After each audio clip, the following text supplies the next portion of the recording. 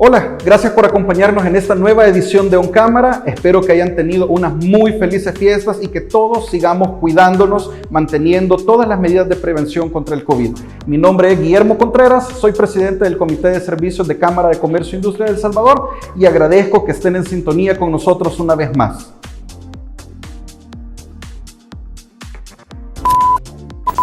Ahora vamos a platicar de un tema que es de mucha importancia para todos nosotros y es el tema de la seguridad. Seguridad en nuestras empresas, seguridad informática a nivel personal, porque como sabemos este es un tema que en los últimos meses ha tenido mucha relevancia. En el tema de la pandemia pues hemos estado trabajando mucho desde casa y esto pues también genera desafíos más grandes en el tema de seguridad. Pero para eso tenemos a una persona que es un experto en este tema increíble. Te quiero dar la bienvenida, Rudiger. Contanos un poquito cuál es tu perfil y contanos un poquito la empresa que representas, qué es lo que hace. Bueno, muchas gracias por la invitación y por el espacio. Realmente es un espacio que creo que es de mucha importancia porque, como bien dices, es un tema que ha tomado muchísima relevancia en los últimos años con las nuevas empresas haciendo la transformación digital de sus negocios. Pues me presento, mi nombre es Rudiger Vogelbach, soy ingeniero preventa para Fortinet en El Salvador y como arquitecto de seguridad en redes informáticas, pues realmente hemos visto que las empresas se enfrentan retos muy relevantes cuando estamos hablando de seguridad de la información y ahora con el nuevo término ciberseguridad. Como Fortinet realmente hemos expandido muchísimo nuestra presencia en el mercado latinoamericano y también en el mercado salvadoreño, pues ya somos 5 personas que estamos directamente viendo este ecosistema. Y en ese escenario, pues Fortinet ha crecido también en El Salvador y a nivel mundial. Actualmente contamos con más de 550,000 clientes a nivel global y realmente Fortinet pues ha tenido un gran crecimiento en el mercado latinoamericano. Nuestro market share en Latinoamérica es prácticamente 53% de acuerdo a cifras de la IDC del 2020 y en este sentido pues tenemos muchísima visibilidad del panorama de amenazas que nos atañe en Latinoamérica y precisamente también en el país. Justamente eso te quería comentar, consultarte, ¿cuál es la estadística a nivel mundial? ¿Qué es lo que estamos viendo en términos de ataques cibernéticos en los últimos meses? ¿Qué es lo que está ocurriendo? Sí, de hecho, en nuestros laboratorios de FortiGuard Labs, que son nuestros laboratorios de inteligencia de amenazas, se alimentan de todos estos elementos que hemos estado conversando, ¿no? Y en este sentido, pues sí vemos que en este año hemos duplicado en los primeros 6 meses prácticamente los intentos de ciberataques que se están realizando a nivel global. Estamos hablando que el año pasado, donde se empezó a dar todo esto de la pandemia, se dieron prácticamente 41,000 millones de intentos de ciberataques registrados en nuestros laboratorios y a la fecha de hoy pues estamos prácticamente entrando más del doble, 91,000 millones de intentos de ciberataques que estamos viendo a nivel global. Y este incremento que estamos viendo tiene que ver con la pandemia. ¿Qué ustedes han logrado determinar qué es lo que ha desatado este incremento o por qué? ¿Qué es lo que estamos viendo al respecto? Sí, y es muy interesante porque definitivamente la pandemia ha traído este incremento. Realmente hemos visto cómo las empresas están invirtiendo cada vez más en su transformación digital. Y esto se convierte en una apertura de brechas informáticas donde los atacantes están viendo que potencialmente pueden entrar a robar información de las empresas. Y me imagino que también este tema de estar remoto y todo, pues es un desafío nuevo para las empresas y también oportunidades para los atacantes. Exactamente. De hecho, nosotros lo hemos visto así precisamente, tanto por nuestras arquitecturas de seguridad, que parte del crecimiento que hemos tenido como Fortinet en ventas y como compañía, ha sido precisamente en esta vertical del teletrabajo, donde proponemos soluciones específicas para que los trabajadores puedan acceder a todos los recursos informáticos desde cualquier lado, sin importar que estén en la oficina, ¿no? Y en las estrategias de teletrabajo sí vemos que el hecho de que se abren estas brechas donde los usuarios se pueden llevar los computadores del trabajo hacia sus casas, conectarse a enlaces de internet que potencialmente no son seguros y enlaces residenciales de internet que finalmente no hay muchas formas en las que podamos como compañía invertir en asegurar este tipo de infraestructura, pues se vuelve realmente en un ecosistema y un panorama de amenazas que abre muchísimo los puntos de entrada a las infraestructuras. Rudiger, contanos un poquito en El Salvador, ¿qué es lo que estamos viendo? Ya tropicalizado, ¿qué es lo que está ocurriendo en El Salvador, en Latinoamérica? Entiendo que son desafíos totalmente diferentes que el resto del mundo. ¿Por qué es esto así y qué es lo que estamos viendo? Sí, realmente el aspecto cultural de Latinoamérica y de El Salvador pues realmente juegan un papel importante en cómo nosotros vemos la ciberseguridad.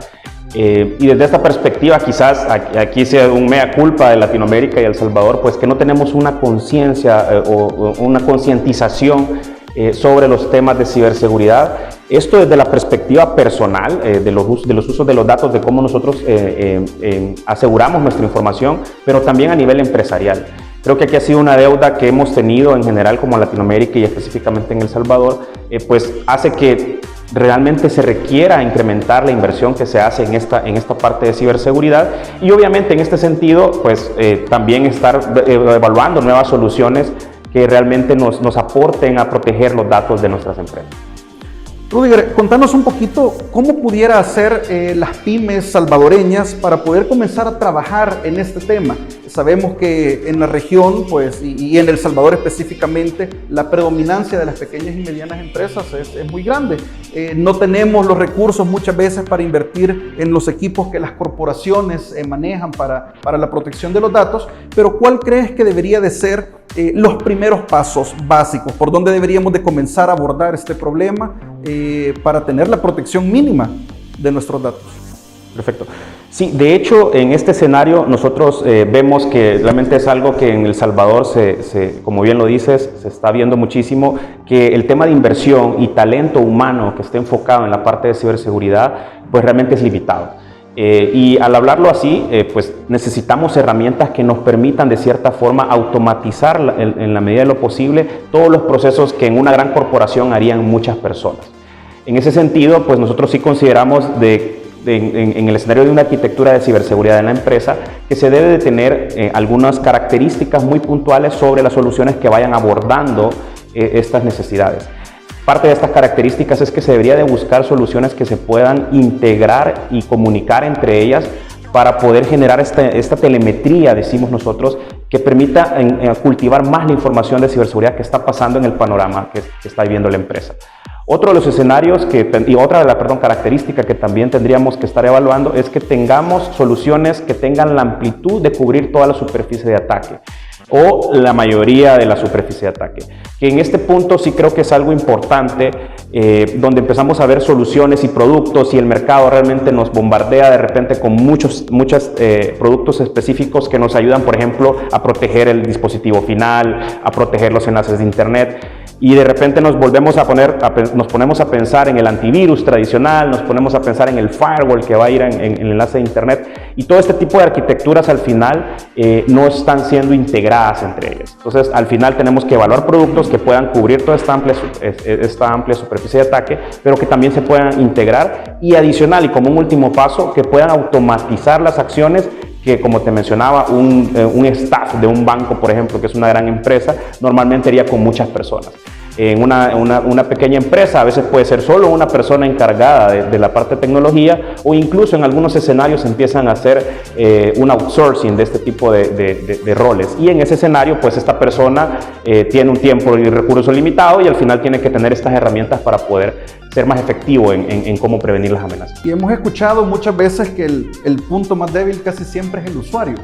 ¿Qué deberíamos de estar haciendo a nivel de educación? ¿A dónde podemos encontrar este tipo de educación? ¿A quién recurrir para intentar descubrir esos puntos básicos? La gente que escribe el password en un papelito y lo pega en su pantalla y un montón de temas de ese tipo. De hecho, te comento, ¿no? Porque al final, como bien lo dices, es algo que parece sencillo, digamos, no poner su password en un papel, pero pasa. Pero también ahora los ataques han evolucionado muchísimo, y por ahí sí viene, por ejemplo, un tema de cómo nosotros podemos manejar la ingeniería social para poder encontrar cierta información y de alguna forma vulnerar. ¿Qué es la ingeniería social? Contame. Disculpa que te interrumpa, es un tema que lo he escuchado muchas veces. ¿Cómo lo podemos traducir para los que nos están escuchando? ¿Qué es este tema de la ingeniería social? ¿Cómo funciona? Danos un ejemplo de cómo ocurren este tipo de ataques. De hecho, uno de los ataques que tradicionalmente se conocen como ataques de ingeniería social es el ataque de phishing, que es prácticamente un correo malicioso que te está llegando a tu buzón de entrada de correos y que de cierta forma te alienta a poder dar clic a un enlace que te va a llevar a un portal malicioso o te va a obligar a hacer una descarga de un malware.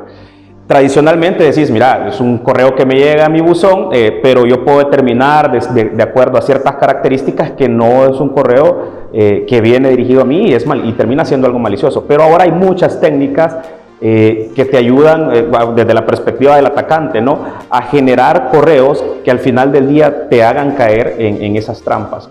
Puede ser, por ejemplo, y de hecho se dio en la pandemia el año pasado, que muchas campañas de phishing iban dirigidas al sentido de la urgencia que traía la pandemia y se mandaban campañas de correos mencionando, por ejemplo, mira, estos son los nuevos lineamientos en la corporación en base a la pandemia.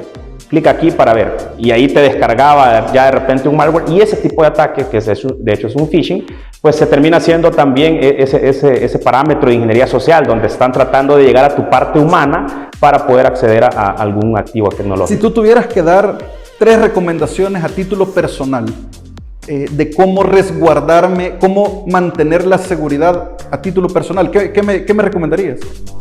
Sí, de hecho, parte de lo que tenemos que tener claro es que esto es algo constante, ¿no? No puedo mantenerme estático y tengo que siempre estar al día y a la vanguardia con estos temas. Para eso, lo primero que podría recomendar es mantenerse entrenado. En este sentido, pues hay entrenamientos muy básicos que te ayudan a entender, por ejemplo, cuando hay un ataque de phishing llegándote y tal vez de repente ese cupón de pago que te está llegando de alguna empresa no es tan real. Entonces, para poder determinar eso, tú tienes que realmente tener un entrenamiento, ¿no? Y como persona, pues hay muchísimas plataformas de entrenamiento. Fortinet ha puesto a disposición nuestra plataforma de training.fortinet.com con una certificación específica para poder generar esa concientización. E incluso un paso más allá, también para tus hijos, ¿no? O sea, si de repente tenemos niños en la casa que están utilizando estos activos tecnológicos y cómo yo los voy a proteger, todo esto pues al final viene de aprender cómo usar la tecnología para poder manejar mecanismos de protección.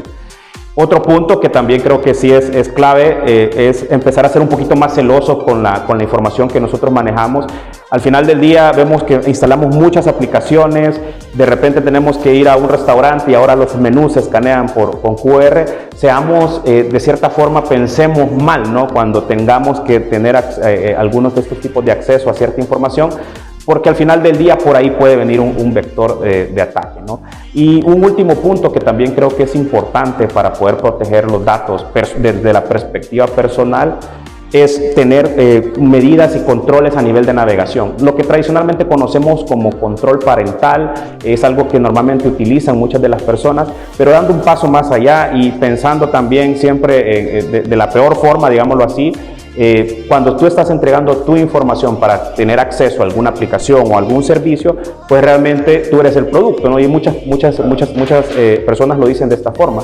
Y en este caso, cuando tú te vuelves el producto, al final del día vuelve a ser atractivo para los cibercriminales porque de ti pueden sacar alguna información. Entonces, en ese sentido, de repente no hay que estar navegando por internet de una manera desbocada, por así decirlo, y tratar de mantener el uso de la mejor medida dentro de esto. Bueno, este es un tema muy extenso, creo que pudiéramos seguir platicando de esto un par de horas más y todavía nos haría falta mucho más tiempo. Quiero agradecerte por el tiempo que nos has brindado, realmente es muy interesante todo esto.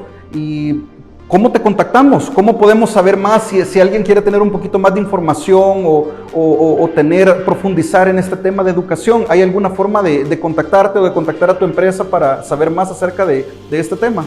Sí, de hecho nosotros tenemos en nuestro portal www.fortinet.com el acceso para que puedan entender todas nuestras tecnologías y arquitecturas. Ahí pueden también contactar o pueden buscar los contactos de los partners locales. Nosotros trabajamos a través de un modelo de distribución con canales en el país que puedan entregar los mismos servicios que nosotros proponemos. Y adicional, pues pueden buscarnos en nuestras redes sociales, casi todas, en todos lados somos Fortinet. O Pleca Fortinet, digámoslo así, y en mi red social pues también Rudy Herfo en LinkedIn también me pueden encontrar. Buenísimo, muchísimas gracias, fue un placer poder estar con ustedes y esperamos que en este 2022 puedan seguirnos acompañando. Tendremos muchos temas de interés para el desarrollo empresarial y quiero recordarles también que Cámara de Comercio e Industria de El Salvador es la gremial con mayor representatividad en el país. Tenemos muchos servicios para poder apoyar a las empresas en su crecimiento, en su expansión. Así que por favor, si tienen una necesidad o quieren pasar a formar parte de la cámara, en la parte de abajo de la pantalla encontrarán la información para contactarnos, o pueden hacerlo por redes sociales y un ejecutivo se pondrá en contacto con ustedes de inmediato. Agradecemos nuevamente haber estado en sintonía y nos vemos en la próxima edición. Gracias.